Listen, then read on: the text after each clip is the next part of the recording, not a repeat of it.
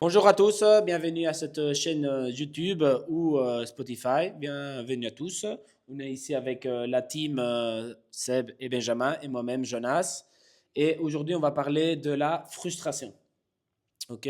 Ce thème est venu parce qu'on a eu pas mal de conversations avec les membres ou avec des personnes externes et on se rend compte que en fait on est confronté énormément de fois à cette frustration et personnellement je trouve qu'il y a beaucoup de personnes qui ne savent pas comment la gérer ou beaucoup le voient comme un côté négatif, etc. Je pense qu'on va pouvoir rentrer assez bien dans tout ce sujet. Et moi j'ai envie de commencer surtout par pour vous qui est la définition de la frustration très rapidement, brièvement. Qu'est-ce qui est pour vous la frustration? Je dirais que bon, on a regardé justement, et en grosso modo, la définition, c'est que c'était une réponse émotionnelle, une opposition à un obstacle, à un besoin ou un désir. Ok. Voilà, ça c'est la définition sur papier, mais après on peut l'interpréter dans tous les sens, parce que comme tu disais, il y a plein de membres qui, enfin en tout cas la semaine dernière, c'était presque la thématique de la semaine quand quelqu'un venait nous voir, et je constatais que parfois il y avait différents types de personnes. Il y en a qui avaient des objectifs et d'autres en fait qui n'en avaient pas. Ok. Et donc là, il y avait déjà vraiment deux catégories de personnes par rapport au même mode de frustration. Et ça, c'était un peu la question de voir avec eux pour établir quel cheminement il peut y avoir pour passer cette frustration. Parce que souvent, ça peut être un moteur de développement, de croissance, justement. Donc ça titille un petit peu l'ego et ça permet Totalement. Ouais. de prendre des décisions et de passer à l'action. Ouais. Pour toi, Benja, une petite définition de la frustration? C'est beaucoup ça. Pour moi, c'est une information qui va te permettre de te guider dans la bonne ou, si tu le gères peut-être un peu moins bien, dans la mauvaise direction.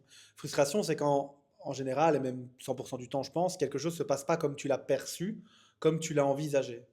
Et en fait, on parle aussi d'erreur somatique, hein, quand on commence à parler un petit peu de système nerveux, phylogénétique, tout ça, tout ça. Donc, pour moi, la frustration, c'est une vérité crue, quoi, sur laquelle il faut aller.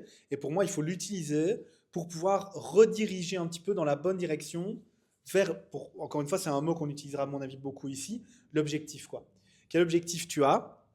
Quel objectif tu vas atteindre? Et ben voilà, moi, je veux faire, je sais pas moi, je veux faire les Open, parce qu'on est dans les Open pour le moment, mais voilà, je pense le faire en 10 minutes, et puis au final, je le finis pas. Bah, t'es frustré. Bah, ok, ça a l'air de te parler. Mais je veux dire, t'es peut-être un peu frustré, mais en fait, quelle est la vérité derrière ce qui s'est passé, en fait?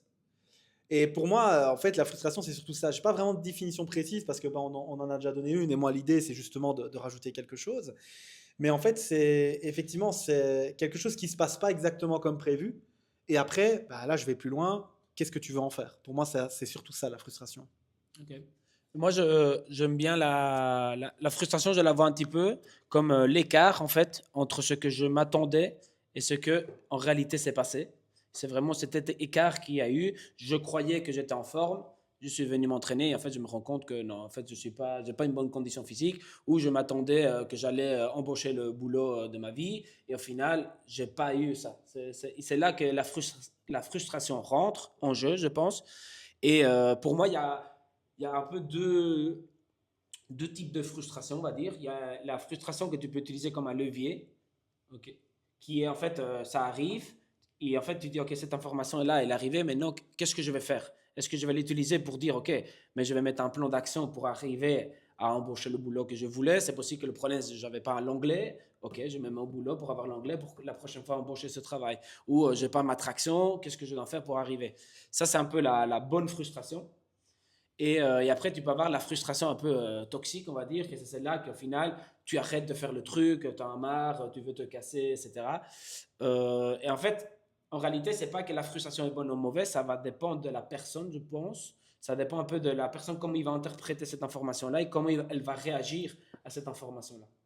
Mais pour moi, s'il fallait définir, c'est vraiment l'écart entre ce que je croyais que j'étais ou que j'allais réussir et ce qu'en réalité est arrivé dans la réalité. Et je rajouterai l'écart négatif. Parce que tu peux avoir un écart positif. Et là, je pense qu'on n'est pas frustré, mais plutôt agréablement surpris. Ouais, Donc j'aurais tendance à quand même ouais, amener ouais, une que ça notion soit négatif, de... ouais. Ouais. Oui, il y a un truc qui ne s'est pas passé du côté négatif, pas du côté positif. Sinon, je serais plus content que. Ouais, Je ouais. pense. J'ai Ah non, l'impression. clairement, clairement. Clairement. Est-ce que vous, dans j'imagine que oui, non, mais dans votre vie, est-ce que vous avez une situation comme ça d'un peu de frustration que vous avez pu avoir? Est-ce que vous savez expliquer un petit peu qu'est-ce que vous avez mis en place? Est-ce que vous avez quand même utilisé la frustration toxique ou est-ce que vous avez utilisé ça comme un levier pour surmonter la frustration? Sportivement, la frustration la plus grande que j'ai eue, moi, c'était justement c'est ma hanche où j'ai pas de rotation interne du tout. Donc j'ai une dysplasie de hanche du côté droit qui fait que j'ai un manque d'activation musculaire de ce côté-là et j'ai de l'arthrose au grade 3 dans la hanche gauche. Mais je suis convaincu, on va pas chercher plus loin, mais il peut y avoir différentes causes d'arthrose, il peut y avoir des causes réversibles. Et il y en a où tu restes avec. Par exemple, il y en a qui ont des problèmes de thyroïde qui font que tu as un problème au niveau du calcium qui reste et donc qui peut bloquer l'articulation. Et j'ai le sentiment que j'ai quelque chose. Enfin, je devais faire des analyses et je les ai pas fait, mais parce que peut-être que je me voile un petit peu le truc et que j'ai pas réellement d'objectif sportif en soi, même si maintenant j'essaie de reprendre un petit peu certains objectifs au niveau bien-être et je veux quand même savoir bouger avec ma hanche parce que je vais devoir quand même à un moment travailler dessus pour être sain dans quelques années. Ça, c'était l'objectif, c'était la frustration que j'ai eue la plus forte. Et donc, j'ai dû arrêter après un pic d'entraînement, on va dire, d'un certain niveau. Je me dis, OK, je me laisse 6 mois, je travaille à fond dessus. Et puis, je remesure, je vois où j'en suis. Et en fait, ça fait 6 mois, puis 1 an, puis 1 an et demi, puis 2 ans, puis 3 ans. Et après 3 ans, j'ai eu d'autres événements qui ont fait que j'ai dû mettre ça totalement de côté. Mais c'était toujours revoir ses objectifs à la baisse, mais garder. Heureusement, je suis quelqu'un d'assez discipliné par rapport à tout ça. Donc, je sais faire le travail, mais c'était le petit point. J'ai toujours ça à l'esprit. Je n'ai pas les mêmes ressources financières qu'avant, donc je ne sais plus faire ce que je faisais. Donc, là, si je vais reprendre maintenant justement ce travail, parce que j'ai décidé de retravailler sur moi maintenant. Donc, je vais voir comment je vais établir ça, mais clairement, je vais essayer j'ai des objectifs. C'est un objectif, et je vais un peu, comment dire, réexplorer un petit peu tous les trucs où j'ai pas encore été. Mais ce sera vraiment, enfin, d'abord une ouverture d'esprit par rapport à tout ce que je n'ai pas exploré, et puis je vais creuser chaque sujet. Ok. En gros, tu l'avais pris comme une frustration de que tu avais un problème de la hanche. Tu l'as essayé d'utiliser comme un levier au début. Le problème, que ça a été plus long que prévu. Ça peut être aussi une autre frustration on s'attend que ça va prendre 6 mois, mais au final, ça prend beaucoup plus longtemps, etc. Et après, c'est clair que la vie aussi fait qu'il y a des moments où il faut dire, OK, là, je dois le laisser de côté, j'essaierai de le reprendre quand les choses seront plus stables, etc. Mais clairement, c'est plus comme un levier. Là, tu l'as vraiment pris comme un levier, je Oui, dirais. oui. Et de ne pas rester bloqué à dire, oh, j'arrête le sport, j'arrête le truc, ça va pas, ça fonctionne pas, je me casse et je Non, fais un autre non du truc. tout. Je sais que j'aurai toujours le sport dans ma vie, donc d'une manière ou d'une autre. C'est ce qui m'a permis c'est pas un beau mot, mais me contrôler et pas tomber dans des excès négatifs. Enfin, je n'ai pas été dans les excès, mais de, quand je vois des profils similaires ou en tout cas des gens qui avaient les mêmes critères que moi par rapport à mon environnement, ça a été ultra positif. Le sport, ça m'a permis de vraiment évoluer et de me construire. Donc je sais que pour moi, ça fait partie de mon équilibre. C'est un des deux piliers de ma vie, c'est le sport santé. Donc ça fait partie j'ai commencé avec l'alimentation au début. Donc j'ai toujours fait du sport, mais à 13-14 ans, j'ai commencé avec l'alimentation. Et seulement à 16 ans, j'ai fait tout ce qui était musculation. Et là, j'ai eu une nouvelle ouverture par rapport encore plus au niveau de l'alimentation, mais c'est vraiment un gros pilier. Et donc, je sais que je travaillerai dessus d'une manière ou d'une autre et j'explorerai encore plus d'autres choses que le crossfit. C'est le crossfit comme le jiu-jitsu brésilien, d'autres choses comme ça, mais il y a encore plein d'ouvertures dans le sport qui me permettront d'évoluer par rapport à ça aussi. Ok. Pour toi, Béja, tu as une petite histoire ou quelque chose voilà, qui t'a mis un peu en frustration? Ouais, moi, c'est plutôt l'équilibre personnel, en fait, pour le coup. J'essaie d'être un bon mari, ce qui n'est pas toujours évident, hein, parce qu'être présent, c'est compliqué, en fait. Et je pense que ça, c'est ma plus grosse frustration à moi. Alors, j'ai aussi des frustrations d'un point de vue plutôt sportif, mais je sais qu'il y a un temps à tout et on ne peut pas développer ces relations. Bah, moi, j'essaye de justement être présent pour mon épouse, qui est encore une fois pas toujours évident. Quand en plus de ça, on développe une, deux, trois entreprises, des projets, des volontés d'aller plus loin. Enfin, on est tous les trois pareils. Et donc ça, c'est vraiment pour moi, c'est ma plus grosse frustration. De me dire, bon, je vieillis, moi ça me dérange pas trop, ça me frustre pas. Je pense que c'est une chance de vieillir, honnêtement. Je pense. Bien vieillir, c'en est une autre, mais là, c'est pas une chance, c'est un travail. Donc, on en rediscute. Et pour moi, c'est ça la plus grosse frustration que j'ai, en fait. C'est de me dire, des fois, je suis pas à la hauteur de ce que j'aimerais donner aux gens que j'aime. Donc, c'est peut-être très, très, très personnel, hein, vraiment. Ok. Mais parce qu'encore une fois, j'ai de l'ambition, j'ai des attentes, j'ai des envies d'aider, j'ai des envies de créer, j'ai des envies d'évoluer, d'avancer, de produire. Tu dis ce que tu veux, tu peux utiliser tous les superlatifs possibles et imaginables.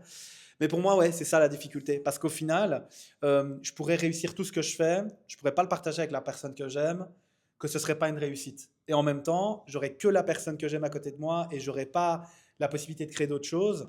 C'est compliqué. Donc ma frustration, elle vient plutôt d'un équilibre qui est en perpétuelle fluctuation, notamment avec tout ce qu'on est en train de lancer ensemble, qui est hyper positif et que je kiffe.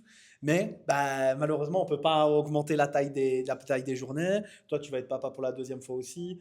En fait, on est tous dans des évolutions tout le temps. Et je pense que ça, c'est quelque chose qui me frustre un peu. Ouais. Je trouve ça hyper excitant, en fait, de tout le temps être en recherche d'équilibre. Mais il y a des moments, tu te dis, je sais pas si ça vous arrive, mais des fois, je fais des photos mentales un peu. Je me dis, putain, là, genre, ça, si je pouvais revivre cette journée-ci tout le temps, toute ma vie, ce serait incroyable, quoi. Là, ça fait quand même plusieurs mois que j'ai pas eu ce genre d'idée parce que bon, voilà, c'est des moments où il y a beaucoup de choses qui bougent. Mais ouais, pour moi, c'est ma plus grosse frustration si je dois vraiment mettre un truc en avant. C'est le côté avoir l'impression de pas être à la hauteur bah, des gens qui tiennent vraiment à moi. Ça, c'est un peu, mais voilà, c'est très personnel, hein. Et je pense aussi que c'est très perceptif. C'est ma perception. Parce qu'au final, quand j'en discute, les gens me disent, ouais, mec, t'es tout le temps en train de faire mille trucs. Mais au final, quand tu te compares, parce que c'est souvent ça, tu te compares à des gens qui ont réussi mieux que toi, tu te compares jamais à quelqu'un qui a moins bien réussi, enfin très rarement, bah, tu te dis, ah putain, mais alors il faut prendre aussi le contexte, il faut prendre tout le reste, quoi. Donc, ouais, voilà, moi c'est plutôt vers ça que j'irais. Ok, parfait, parfait. Mais moi, là, c'était sportif, personnel. Ouais, plutôt. Moi, je vais utiliser un professionnel alors. Ouais, ouais, pas mal, pas mal. Pour moi, professionnel, mais ouais, c'est en gros l'armée. En gros, pour moi, c'est vraiment le meilleur travail que je pense que je vais jamais avoir, que j'ai jamais eu au niveau salarié, on va dire. J'ai vraiment kiffé chaque moment à l'armée. C'est des expériences de fou, des choses que je vais jamais faire. Aller en Afrique, passer à ça de la jungle en hélico, tu vois, il y a des dingueries super intéressantes. Mais je me suis rendu compte après 5 ans plus ou moins, en fait, je passais presque tout le temps frustré.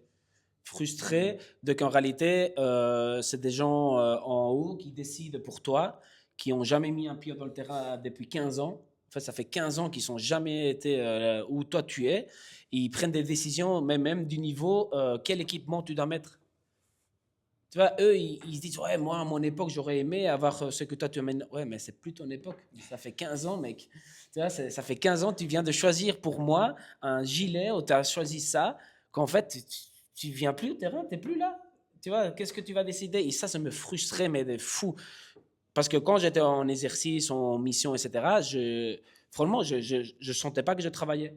Mais il y avait quand même à la fin tout ce côté de frustration, de toujours être là à toi mettre tout l'engagement, d'être avec plein de collègues ou des camarades, on s'appelle à l'armée. En fait, tu travailles pas, mais à la fin, on est tous frustrés. Et en fait, il y a un moment, je me suis dit, j'avais la décision en fait de prendre ou faire carrière ou de quitter l'armée, etc. Et en fait, je commençais à regarder un petit peu toutes les personnes ça fait longtemps qu'ils sont là. Et en fait, je dis, en fait, c'est des personnes qui sont frustrées à vie, là. Là, ils sont frustrés et eux, dans sa tête, je pense, ils pensent qu'ils n'ont pas le contrôle en fait, ils n'assument pas que l'armée n'est pas comme elle veut être. Et alors, ils sont frustrés. Alors, ils ne prennent pas la décision de partir, ou, etc. Et moi, je voulais pas ça. Et en gros, j'ai utilisé, entre guillemets, la frustration levier, où je me suis dit, OK, je vais essayer de... En fait, comme entrepreneur, je vais quand même avoir la décision très souvent. Et s'il y a un truc qui va pas, c'est ma faute. C'est-à-dire que je vais pouvoir régler, je vais pouvoir faire les choses. Si ça fonctionne, c'est grâce. Et si ça fonctionne pas, c'est ma faute. Et en gros, c'est un petit peu la manière que j'essayais de battre cette frustration, on va dire, au niveau professionnel.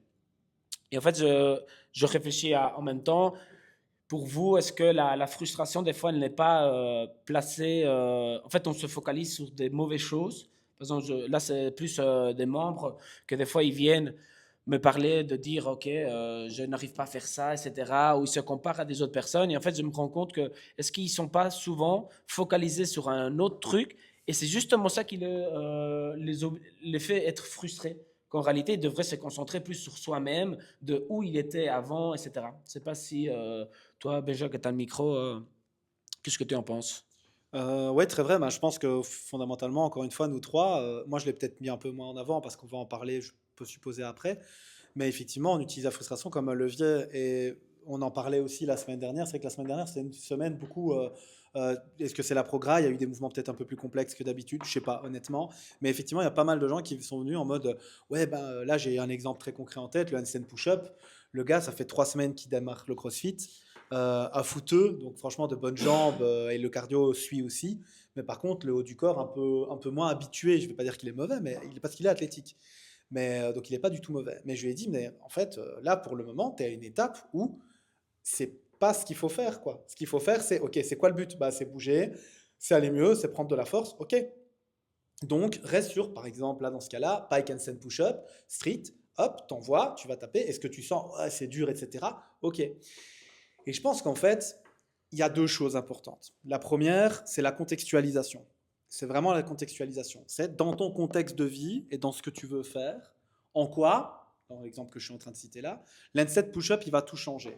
Ben moi, en tant que coach, je pense que pouvoir rentrer quelques handstand push-up street, je sais pas, 5, 10, 20 si t'es costaud, mais bon, l'idée, c'est, encore une fois, on s'en fout, c'est des métriques, c'est de pouvoir montrer mieux le mouvement. Donc ça, pour moi, mon contexte de vie en tant que coach, c'est cohérent de pouvoir rentrer des strict handstand push-up. Pour moi, pour lui, est-ce que c'est le cas? Bah, je veux être fort, etc. Ok, mais si tu veux être fort, peut-être commencer déjà par en dessous. J'aurais pas les handstand push-up strict, c'est ce que je ferais. Je dirais, ok, bah, je ferai la démonstration, j'expliquerai pendant que je suis peut-être en train de faire des pike handstand push-up. Donc ça, c'est le contexte. Et la deuxième chose que j'ai déjà peut-être un petit peu spoilé même dans mon explication, c'est la création de sens en fait.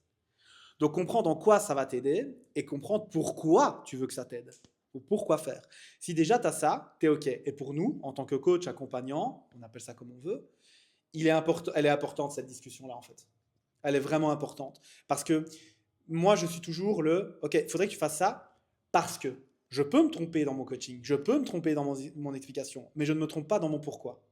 Tu vois ce que je veux dire? Parce qu'il y a mille techniques de deadlift, il y a mille techniques d'haltéro, il y a tout ça. Mais par contre, la raison pour laquelle je souhaiterais qu'il fasse d'une manière ou d'une autre, elle est claire.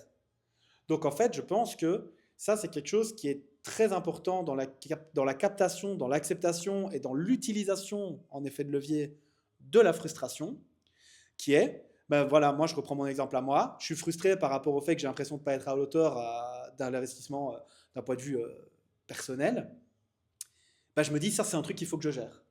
Est-ce que j'arrive à le gérer comme je veux? Non, en toute transparence, non. Mais encore une fois, on peut pas combattre sur tous les fronts à la fois. Enfin, je veux dire, historiquement, on nous a montré que c'était pas une bonne idée. Donc, il y a un moment où juste, ok, est-ce que là, pour le moment, ben, c'est ce que je dois faire? Oui, non. Si c'est oui, ben, on utilise ce levier et on avance. Si c'est non, on en prend note et on essaye de créer un plan pour pouvoir dire, ok, ben, quand j'aurai atteint cette étape-là, on envoie. Mais par contre, encore une fois, toujours dans cette optique d'objectif, d'avancer, quoi. Ok. Je vais prendre une situation de base. Quelqu'un qui rentre par ici, donc qui passe pour la première fois la porte, il a déjà des attentes par rapport au CrossFit. Donc ça, c'est déjà, il y a différents types d'attentes, différents types de personnes. Chacun n'a pas le même bagage. Il y en a qui ont déjà du sport, il y en a qui n'en ont pas. Il y a des cadres de vie, il y a des boulots. Donc, en général, il y a un souhait que ce soit d'être plus fort, de pouvoir avoir un corps qui correspond à ses attentes. Ça peut être un créneau horaire. Le CrossFit, il y a beaucoup de créneaux horaires. C'est 1 heure, donc c'est facile à gérer.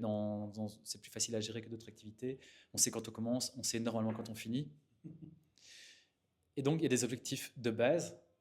Et cet objectif de base-là, en général, il est assez vite atteint, ou en tout cas, il est vite oublié. Et là, il faut se réinventer un petit peu. Il y a des nouveaux objectifs, des nouveaux besoins. Et ça, il y a une question aussi de voir comment, avec qui doit les déterminer. Parce que, justement, on peut voir quelqu'un qui se débrouille hyper bien, qui va faire, parce qu'il y a des cours ici, donc des cours spécifiques et des WOD normaux. Dans les cours normaux, en fait, on ne travaille pas beaucoup le skill. Et donc, il faut aller dans les cours spécifiques pour travailler les skills et les intégrer à soi-même dans le WOD. Et donc, c'est possible que quelqu'un qui est vu, qui ne fait que le WOD, voit quelqu'un faire des handstand push-up ou autre, ait envie de faire ça, mais il y a un cheminement à avoir, à faire, sauf s'il a une force de brute et qu'il suffit de travailler un petit peu, ça c'est tout à fait possible. C'est le cas de peut-être 10, 15, 20%. Mais est-ce que c'est le rôle du coach de pouvoir faire ça, de déterminer un parcours qui est propre à chacun? Parce que chaque personne a. Enfin, je parlais tout à l'heure du football, donc je parlais du système, enfin, tout ce qui était reptilien, système limbique et néocortex.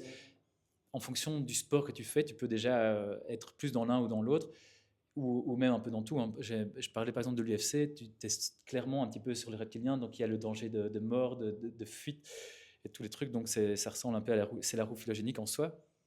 Mais après, il y a tout ce qui est limbique, donc tout ce qui est émotionnel, qui permet d'être motivé, de pouvoir se lancer. Et là, je prenais l'exemple du football, où il y a d'autres sports un peu plus dans le show. Et le côté athlétique, natation, athlétisme, où on est plus dans la réflexion néocortex, où on est tout le temps en feedback par rapport à soi. Et chacun, par rapport à ça, doit déterminer des objectifs aussi par rapport à ce qu'il est. Donc, est-ce que ça a à voir avec le coach? Est-ce que c'est... Moi, allez, je pense que on doit être là comme guide. C'est pas à nous, bien sûr, de prendre la décision Non. pour eux. Ça, c'est Non. clair. Ça, je pense qu'on est les trois d'accord. Ouais, Hein. C'est pas à nous, mais nous, on est clairement, entre guillemets, ça fait déjà 12 ans, 15 ans, 10 ans qu'on fait du CrossFit. On peut vraiment guider, on peut essayer d'accompagner la personne vers ce qui en réalité est en fait, c'est un peu vraiment de dire, OK, mais qu'est-ce que tu veux? Qu'est-ce que tu aimes bien? Etc. Et en fait, pourquoi pas poser 5 fois le pourquoi pour arriver au vrai pourquoi de tout et seulement être là pour en fait mettre un peu de lumière dans le tunnel pour que lui puisse ou elle puisse avancer. Je pense que c'est vraiment c'est ça qu'on aime bien utiliser très souvent le guide parce qu'au final c'est un peu la position qu'on essaye de prendre de guider les gens vers ses attentes etc. Mais clairement moi perso je trouve que c'est très intéressant ce que Seb t'a dit, qu'en fait, il arrive avec un objectif qui est très souvent pas du tout performance, mais c'est plus venir 2 fois par semaine, c'est me sentir bien, etc. Mais il est très vite oublié. Très, très, très vite oublié. Et je veux dire, c'est pas mal parce que ça pourrait être parce qu'il l'a accompli. Mais juste après ça, alors il faudra remettre un nouveau pourquoi. Et ça, il faut des discussions avec les membres. Il faut des discussions avec eux, de savoir le vrai pourquoi. Et à ce moment-là, recontinuer à guider, à parler et essayer de les aider à voir, OK, est-ce que tu vas aller plus vers ce chemin-là ou alors vers l'autre. Mais surtout, les aider à pas se comparer à quelqu'un que ça fait déjà 5 ans qu'il est là. Et c'est ça, je pense, le gros problème, c'est que les gens essayent toujours de se comparer à les autres. Par exemple, j'ai un exemple en Irox le mercredi, ça fait déjà un petit mois plus ou moins. Ça fait depuis septembre qu'il est, hein, le membre, depuis septembre qu'il est inscrit. Chaque fois qu'il y avait des WOD de course, il ne courait pas. Il faisait du bike. Il s'entraîne 2 fois par semaine. Il s'entraînait 0 avant. Okay. Là, on est le mois passé, en février. Il y a un Irox. Et alors, il a commencé à courir à partir de janvier plus ou moins. Ici, il y a 2-3 tours à faire à Longueur, etc. Et il est juste derrière des 2 autres membres, que ça fait déjà plusieurs années qu'ils sont là. Okay. Il les suit. Les 2 premiers tours, il les suit. Et après, clairement, voilà, il a du mal, il ne le suit plus. Moi, comme coach, je vois, j'ai dit, je suis fier, je suis content, il commence à courir. Surprise, il vient et il me dit à la fin du cours, oh, je suis frustré, je n'ai pas arrivé à tenir le rythme des autres. Tu fais, mais comment frustré? Ça fait 6 mois, tu ne courais pas. Ça fait 6 mois, tu étais dans un vélo, tu ne courais pas, et ça fait 7 mois, tu étais dans ton fauteuil. C'est vrai. Et là, tu es frustré.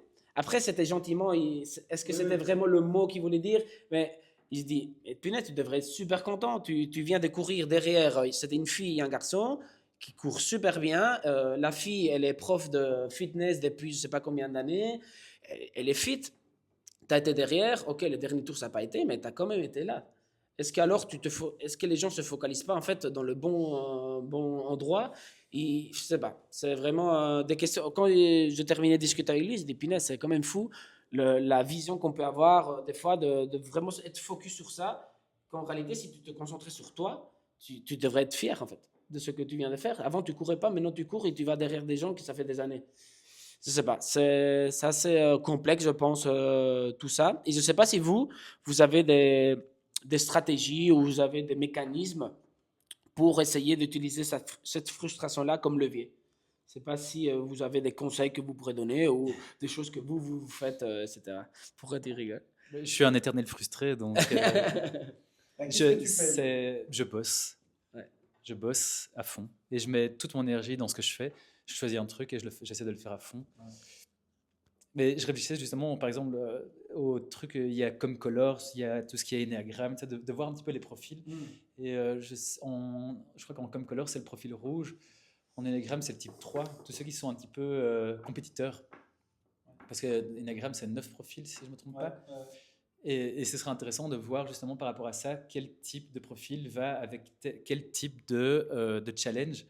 Parce que, par exemple, dans ma réflexion, il y a vraiment différents types de profils. Il y a des gens parce on va mettre, en tout cas, enfin, on planifie de mettre un tableau avec le nombre de visites des personnes. Donc, on sait voir le nombre de visites que chaque personne a sur une Il y année. aura une target. Et donc, par exemple, s'il y en a qui il y a une target 100, 150, 200 visites sur le mois. Et donc, pour certains, ça Sur le mois, ça va être difficile. Oui, j'ai dit le mois. L'année, Ouais, l'année. et Romain, il n'y est pas. Oui, Non. Romain, il pourrait arriver. C'est le seul qui pourrait arriver. Et donc, sur l'année, pardon. Et ça, c'est un peu réorienter aussi les objectifs. Et dans le WOD, 50% des personnes viennent avec un sourire et viennent pour un moment, viennent pour bouger et se challenger sur le moment même. Et beaucoup commencent les CrossFit pour ça aussi, parce qu'il y a ce côté un peu de challenge, on en prend plein la gueule. Et de l'autre côté, il y a tous ceux qui vont des cours spécifiques, qui ont une autre approche en général et qui sont beaucoup plus dans une recherche un peu plus de mouvement, de connexion, de virtuosité. Chacun a son propre objectif. Et personnellement, j'ai quasi jamais fait des cours de CrossFit, j'ai toujours fait des programmations. Parce que mon objectif était précis, mais je ne savais pas y avoir accès grâce aux cours, selon moi. Ou en tout cas, la manière dont est géré un WOD dans une salle, il y a différentes salles, il y a différentes programmations, il y a différents objectifs, mais n'était pas du tout aligné avec ce que je souhaitais.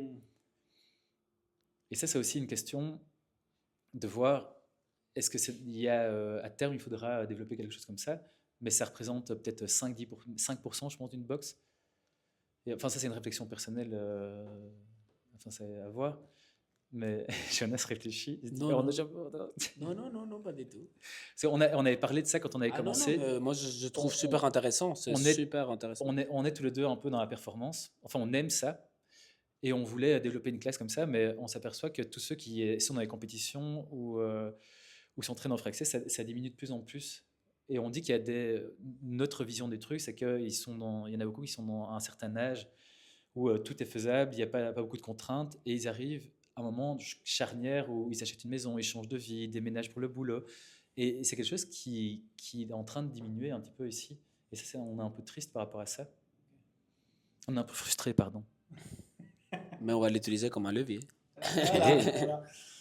Et Enfin, désolé, j'ai dévié. Mais... pas de stress, mais j'ai une question. Est-ce que tu penses qu'un un athlète de haut niveau, c'est un frustré de vie? Pour être frustré, il faut avoir de l'ego. Pour être un athlète, il faut avoir de l'ego. Ouais.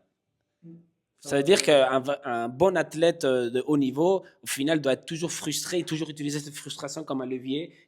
Peut-être pas tous, mais beaucoup. Ouais, parce que j'ai l'impression que, ouais, là, dans ma tête, je pense que c'est un peu comme obligé presque. Ouais, mais enfin, la phrase que j'ai toujours entendue quand j'étais petit, c'est que tu n'es jamais content. Ouais.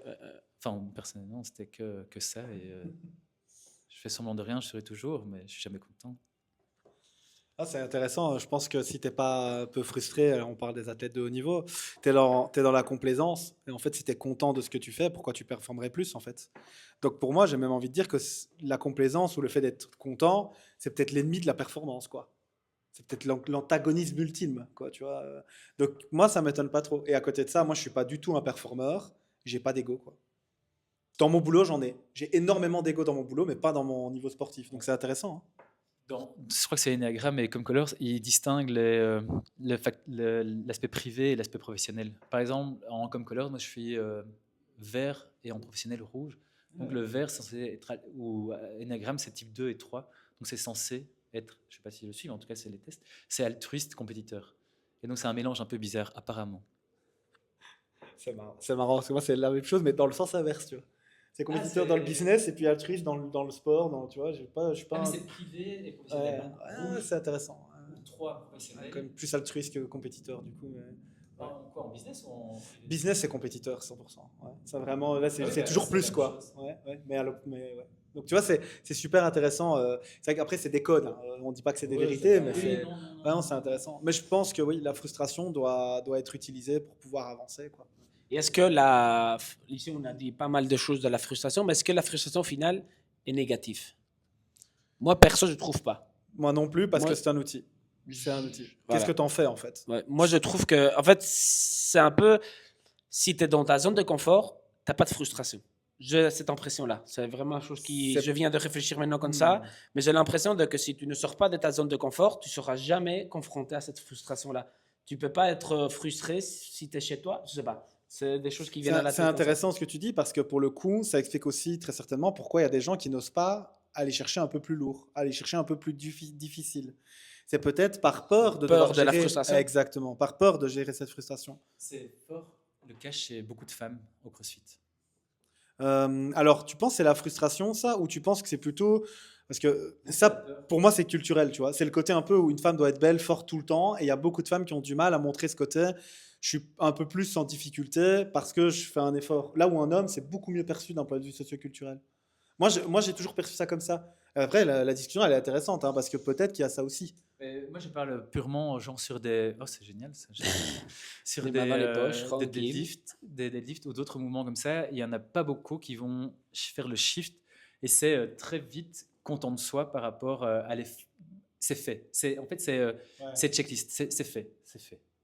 Mais pour évoluer, ce truc de checklist, ça ne marche pas.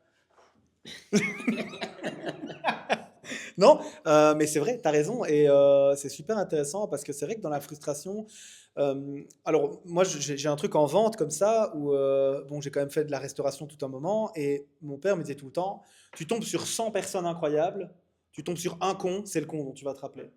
Et en fait, ce con, c'est peut-être la frustration en fait, tu vois. C'est le truc, c'est ton truc a été super bien et tout, tu as un truc, voilà, l'exemple parfait que tu disais tout à l'heure, c'est t'as pas réussi à suivre le rythme de fou. En fait, on est totalement, mais 100% en responsabilité absolue. Hein. Toi, t'aimes bien et on aime tous les trois bien ce concept-là, de se créer une victoire en fait, mais aussi de se créer une défaite. Sauf qu'encore une fois, culturellement parlant, c'est mieux vu de créer des défaites. Et ça, je trouve ça fou. Parce que c'est une question que je pose beaucoup, moi, en suivi personnel. C'est quand la dernière fois que tu as été fier de toi? Et franchement, vous seriez étonné du nombre de personnes qui sont incapables de me répondre. Et la deuxième phrase qui pourfend en général, c'est est-ce que tu penses mériter d'être heureuse ou heureux? Et ce qui est très drôle, c'est que ça ne m'est jamais arrivé que quelqu'un me regarde droit dans les yeux en me disant oui, absolument.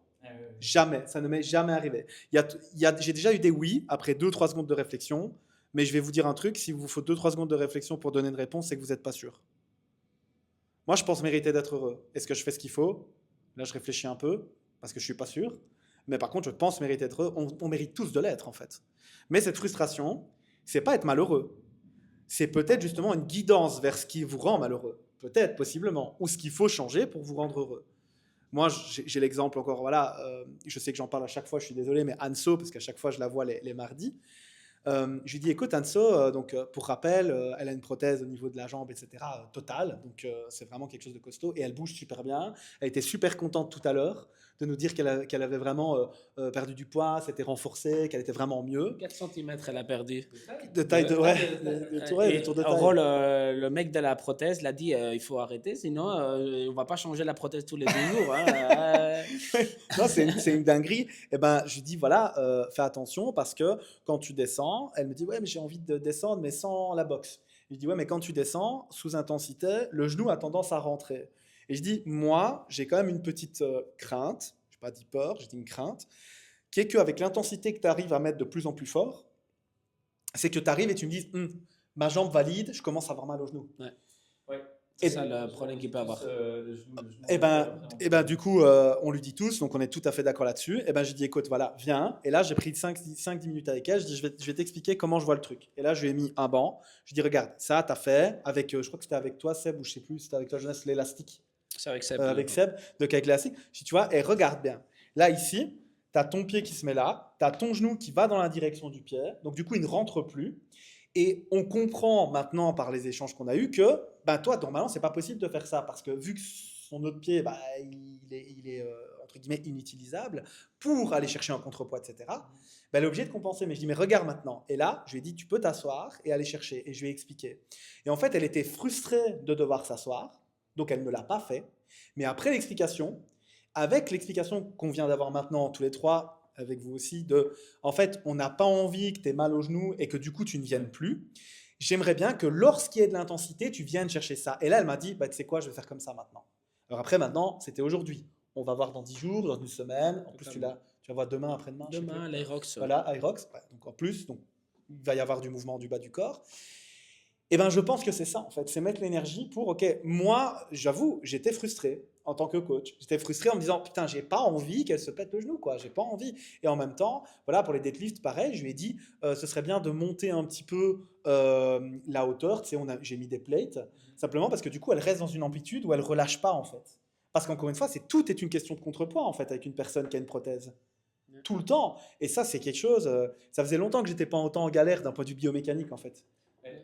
Là, ce qui est perturbant avec elle, c'est que son objectif de départ, non mais jamais, chez Fromm, hein, son objectif de départ commence à s'effacer et elle est déjà en train de shifter sur autre chose. Et là, ça va devenir compliqué à gérer justement par rapport aux blessures parce qu'elle était hyper précieuse, ou on va dire, sur la défensive. sur la défensive parce que c'était justement, mais avec un esprit rebelle. C'est ça qui est sympa aussi Ouais, parce que moi, c'est j'aime bien ça. tout le monde dira que tout le monde me dit que c'est impossible. Mon kiné me dit que c'est impossible. Je dois pas aller faire je vais pas aller dans une salle de CrossFit, mais déjà teste différentes salles et vois le feeling que tu as si tu te sens en sécurité.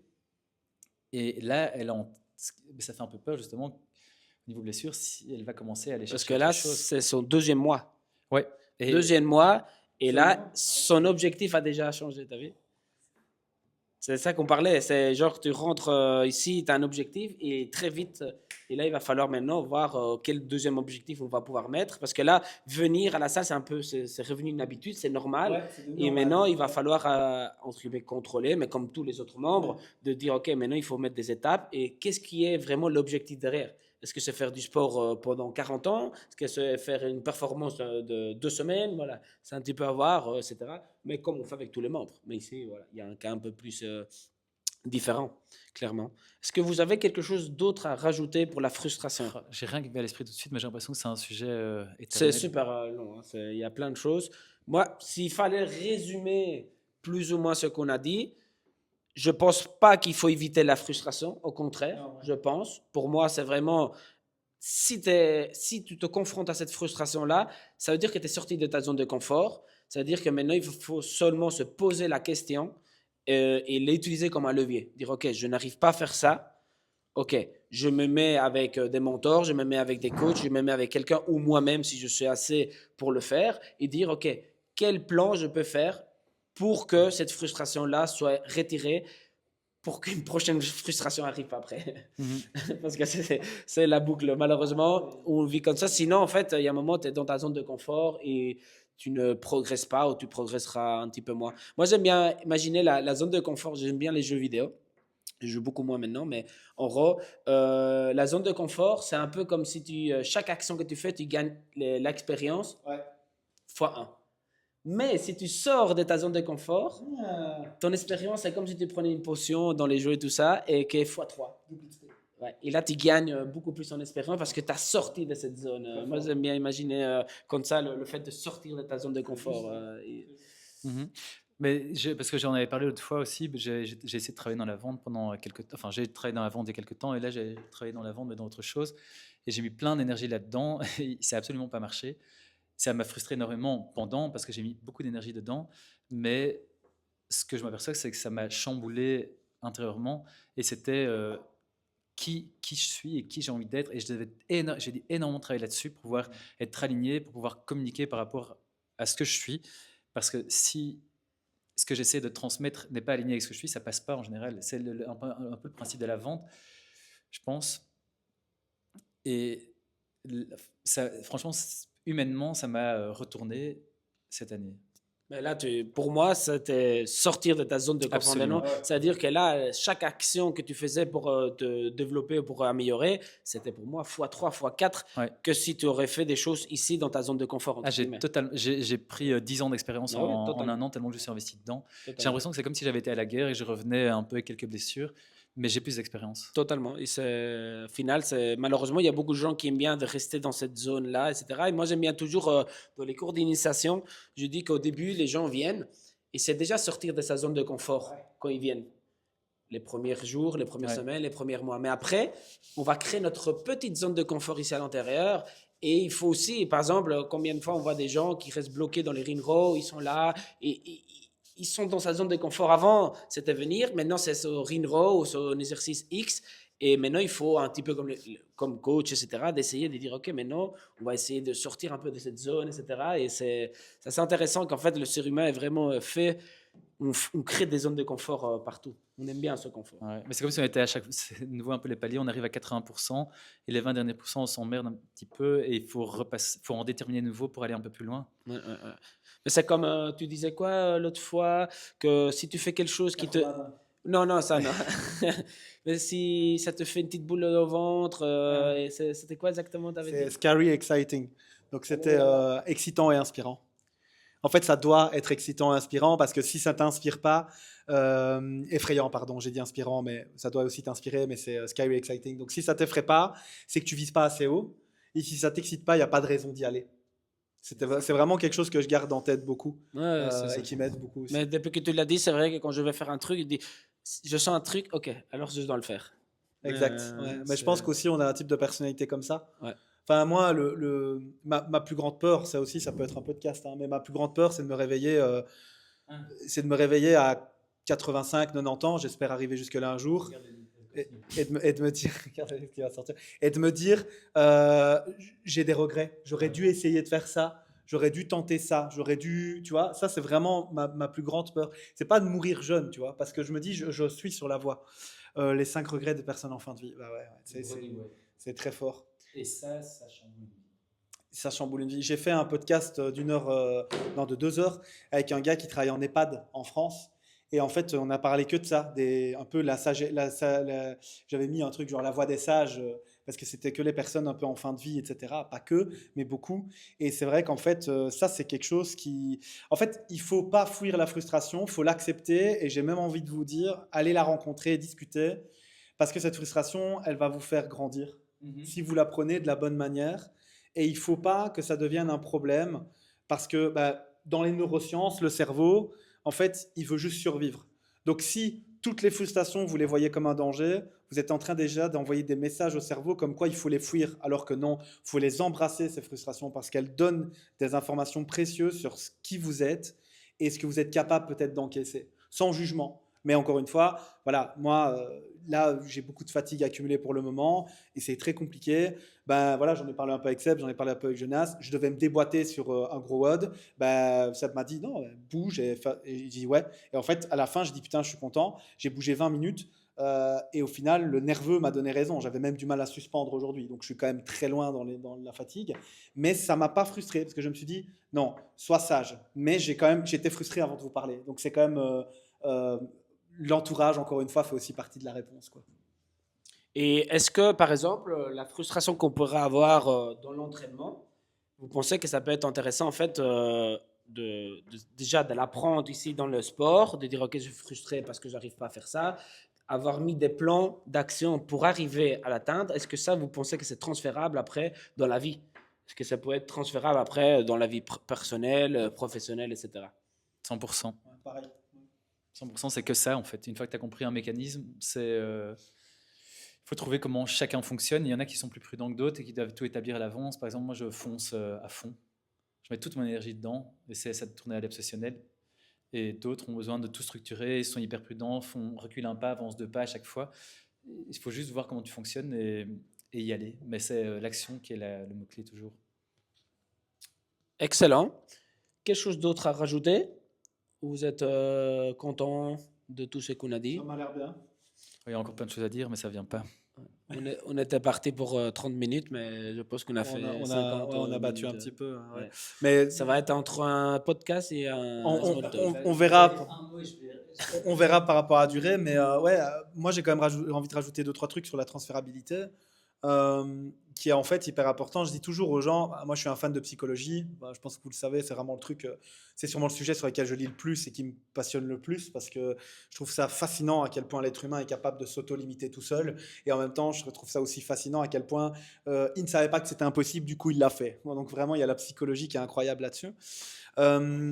Je pense sincèrement qu'on gagnerait à oser plus. Vraiment. Et oser plus, ça veut dire aussi à se frustrer plus. Parce que qui ose gagne, hein, la fameuse phrase, qui ose gagne. Et puis il y a aussi ce côté où je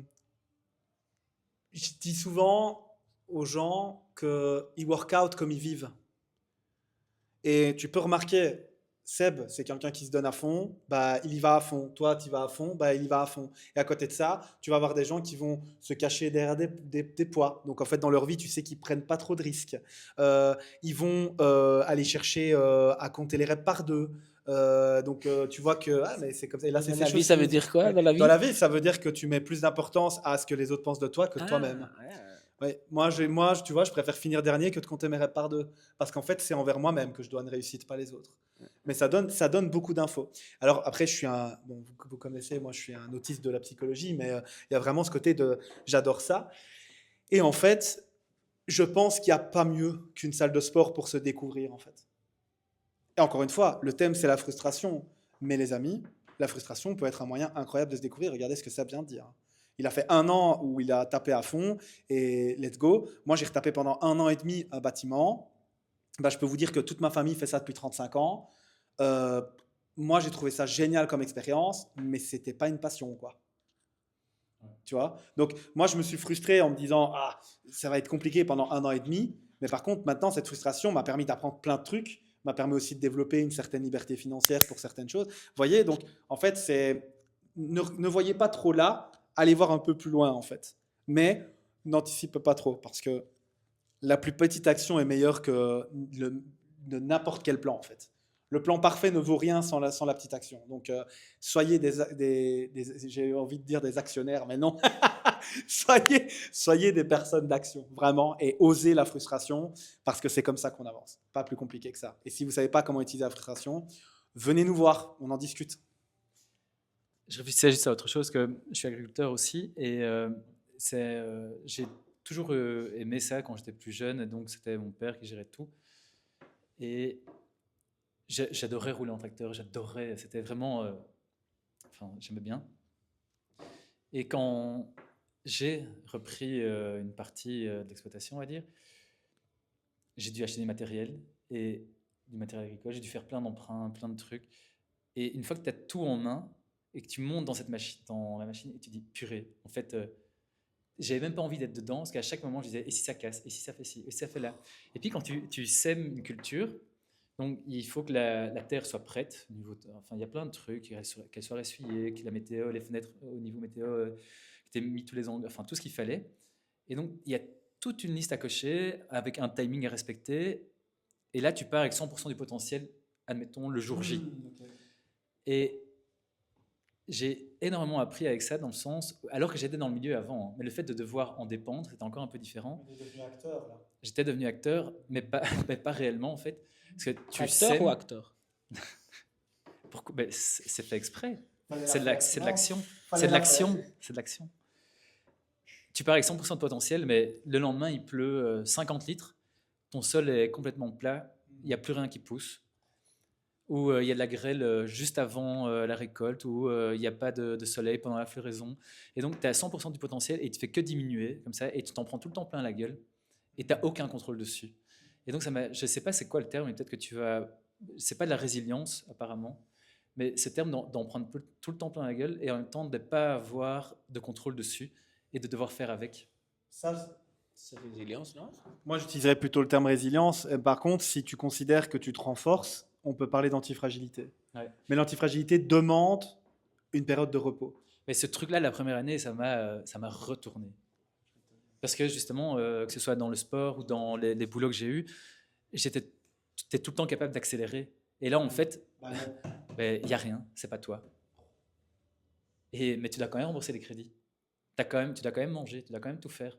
Et ça, c'est quand même une bonne leçon de vie aussi. Ouais, tout le thème agricole et tout ça, c'est quand même c'est chaud. Hein. Quand tu vois toutes les actions qu'il y a et tout, et surtout que tu dépends pas, parce qu'il y a plein de choses, tu dépends pas du tout de toi. Tu vois. Mm. Tu as plein de choses, le temps, le climat et tout, c'est assez chaud. C'est pas qu'est-ce qu'on mangera un jour. Il a plu beaucoup ces 2 dernières années, et donc c'était surtout ça le problème. Ah oui. Ouais, c'est intéressant parce que pour le coup, résilience, mais du coup, la résilience avec la frustration, je dis toujours avec les femmes que j'accompagne particulièrement, hein, parce que j'accompagne beaucoup plus de femmes en personal training que d'hommes, c'est le combo pour moi le plus dangereux, c'est l'intelligence et la résilience. Parce qu'en fait, comme tu es résiliente, tu es en mode non mais vas-y, continue, vas-y, continue, vas-y, continue, moi c'est ok. En fait, la frustration pour moi est complètement corrélée hein, à la résilience. Donc, parce que quand tu es résilient, tu te frustres un peu quand même, parce que tu acceptes quelque chose qui ne te convient pas. Parce que si ça te convient, Totalement. tu n'es pas résilient en fait, tu es ok. Et comme tu es intelligent, et ben en fait, tu vas toujours, intelligent ou intelligent, tu vas trouver à chaque fois des solutions pour te dire non, mais en fait ça va, non, mais en fait ça va. Et je dis toujours, ça c'est un combo hyper dangereux parce que souvent, ça peut finir en burn-out. Et c'est parce qu'en fait, il n'y a personne qui est en burn-out qui est quelqu'un de paresseux. Ça n'existe pas. Quelqu'un de paresseux, il ne va pas en burn-out. Il prend un congé maladie, ou il arrête de bosser, ou voilà, il trouve une solution. Mais quelqu'un qui est en burn-out, c'est vas-y, je peux le faire, je peux le faire, je peux le faire, je peux le faire, et boum, ça craque, quoi. Donc pour moi, pas l'antifragilité, j'insiste, parce que l'antifragilité, c'est vraiment la capacité de te renforcer au vu des épreuves, mais tu n'es pas non plus tout le temps en train de te faire matraquer. Tu vois, tu as une période quand même de repos où tu te renforces un peu un genre d'effet rebond comme ça, tu vois, de surcompensation.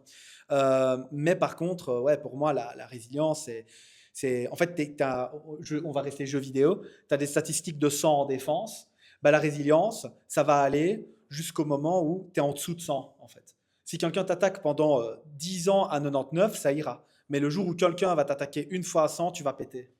Et pour moi, il y a une certaine finitude dans la résilience dont il faut faire très, très attention. Parce que oui, tu peux, avec les épreuves, tu es de plus en plus résilient, mais la résilience, pour moi, est quelque chose de fini. Là où l'antifragilité ne fait qu'expandre. Mais ça ne doit jamais dépasser ta capacité de gérer, quoi. Ni la frustration, qui peut te faire passer aussi en burn-out ou en dépression totale.